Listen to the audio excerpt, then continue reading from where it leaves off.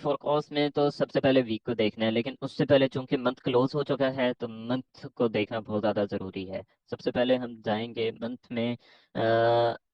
अभी तक situation clear नहीं है। सिचुएशन मतलब ये कि क्लियर है एक तरह से, कि ना इस एरिया से तो एटलीस्ट ऊपर क्लोजिंग दे रही है, और ये फर्स्ट टाइम हो रहा है, इससे पहले ऐसा नहीं हुआ।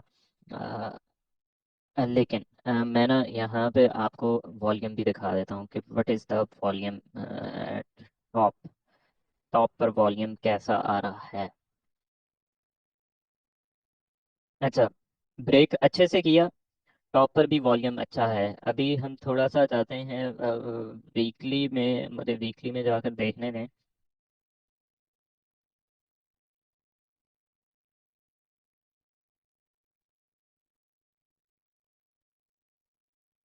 अब ये देखें, ये जो कैंडल थी ना, ये रेड वाली कैंडल हाई वॉल्यूम थी।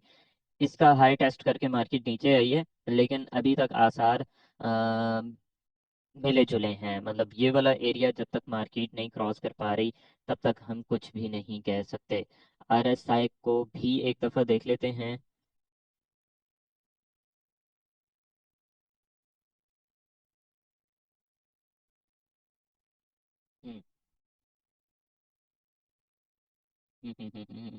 आरएसआई को अगर देखें ना, तो आरएसआई फिल वक्त आरएसआई पे बहुत ज़्यादा भरोसा किया नहीं जा सकता। मैं एक दफ़ा इसको मंथ में भी देख लूँ।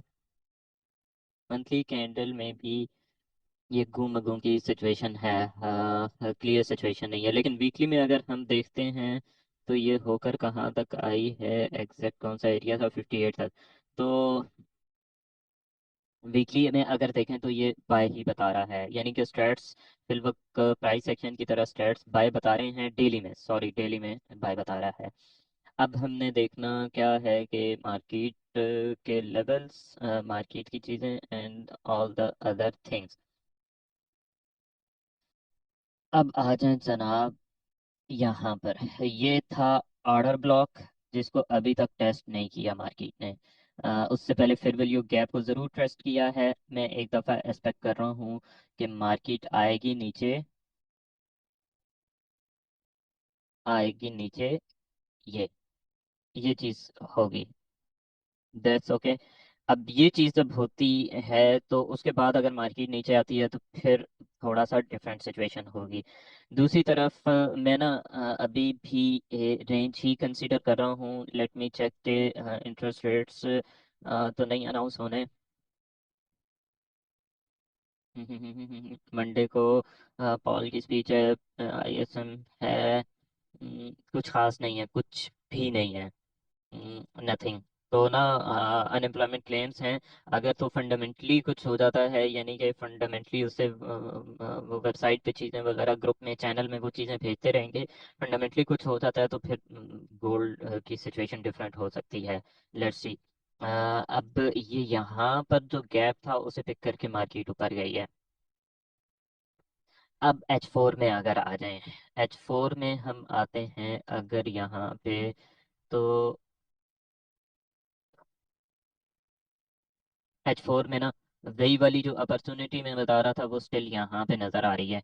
यानी कि 20 से लेकर जो 16 तक का एरिया है ना, यहाँ पर मुझे लिक्विडिटी नज़र आ रही है। ये इम्पोर्टेंट एरिया है। इसके अलावा आप आ जाएं यहाँ पर, तो ये वाला जो एरिया है, इसको एक चीज़ कहते हैं, अभी आपको समझ नहीं आएगी। यहाँ से मैं इसको सेल भी देख रहा हूँ 40 से लेकर 50 तक। अब वो मे बी 50 से हो, 40 से हो, स्मॉलर टाइम फ्रेम में जाकर देखना पड़ेगा।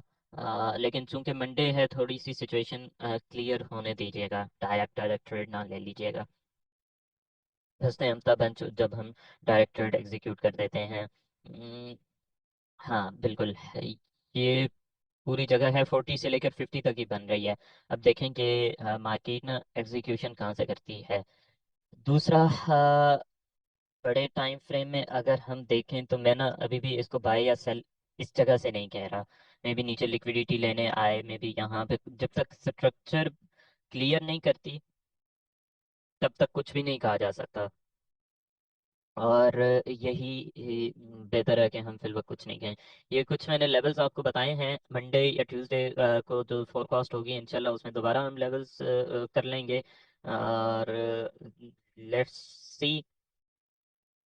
अब हम चलते हैं जनाब बिटकॉइन पे, फिर उसके बाद यूरो यूएसडी भी होगा और यूएस ऑयल भी होगा। अच्छा जनाब, ये दोबारा आ गया है ऊपर लिक्विडिटी लेने। नीचे से इसने लिक्विडिटी फिल कर ली, अब फिर ये लिक्विडिटी फिल करेगा या इधर ही से नीचे जाएगा। लेट्स सी, 45 तक का वेट कर सकते हैं। और नीचे का एरिया भी है। अब की बार मैं ज़्यादा नीचे कंसीडर करूंगा इसको।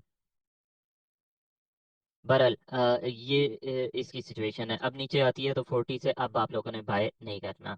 सेल सेफ है, बाय अभी फिल वक्त बिटकॉइन में सेफ नहीं है, ये चीज़ याद रखिएगा।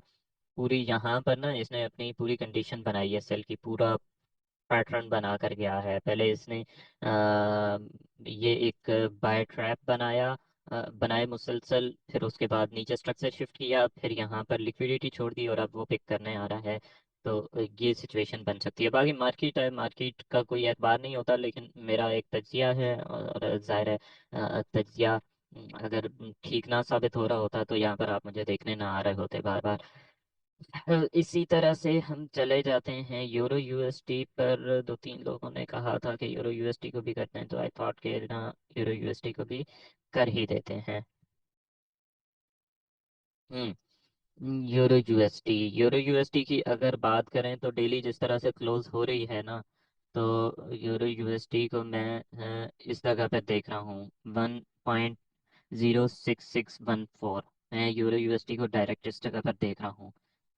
आगे देख लें आप कैसे करना है। इसके अलावा आ जाएं यूएस ऑयल पे। यूरो यूएसडी की जस्ट मुझे डायरेक्शन बतानी थी। हम्म, आ जाएं यूरो यूएस ऑयल पे। यूएस ऑयल अब सेल हो चुका है इस जगह से, तो ना ये तो बहुत सेल में जा रहा है। वेट करें आप लोग इस जगह का। 74 से 75.80 तक का इस लेवल में आए तो यहाँ से इसको सेल करें। यूएस ऑयल फिल वक्त बाय करना बेवकूफ़ी है। और यूएस ऑयल 67 से भी नीचे जाने वाला है इस मरतबा। और 67 से नीचे जाता है तो इसने 56 तक जाना है। इसलिए यूएस ऑयल को बाय नहीं कीजिएगा, यूएस ऑयल को एहतियात से देखिएगा। चलें जी, ये थी फोरकास्ट। लाइक ज़रूर करें और क्या करें कि दुआ में याद रखें।